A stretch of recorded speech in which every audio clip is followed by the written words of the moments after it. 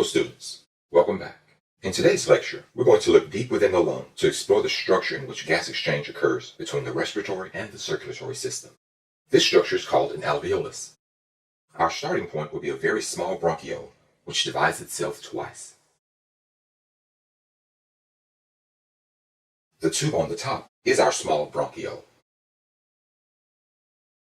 The smaller tubes which split off from this small bronchiole, highlighted in yellow, are the terminal bronchioles.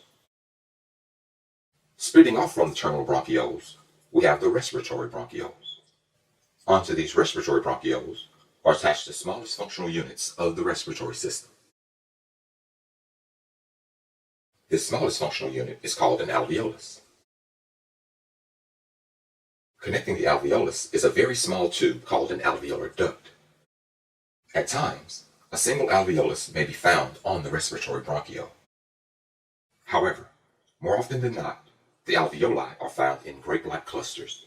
As I draw the remaining alveoli, I will not draw the alveolar ducts, since they will be hidden.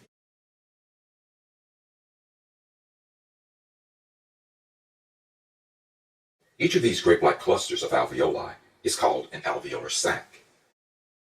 Penetrating each alveolus are extremely small and thin-walled vessels.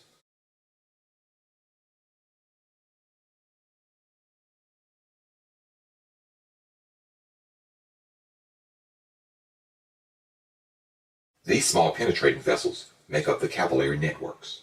Deoxygenated blood entering the network from the right ventricle releases its carbon dioxide into the alveolus. Oxygen from within the alveolus enters this blood, forming oxygenated blood, which is taken to the left atrium. The source of the deoxygenated blood which supplies the alveoli is the pulmonary arteriole from the right ventricle. Please note here that it is the pulmonary artery which carries deoxygenated blood.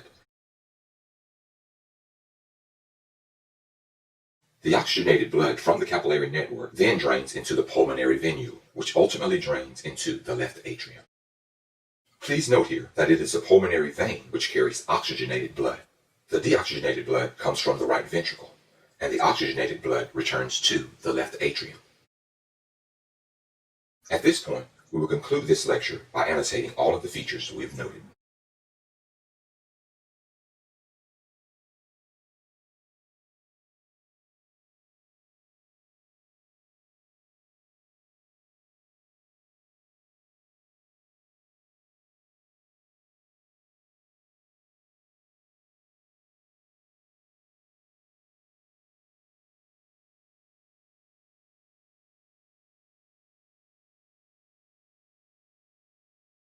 So this concludes our fourth lecture on the respiratory system, the alveolar sac. So for now, this concludes our discussion on the respiratory system. I hope that you've learned a lot.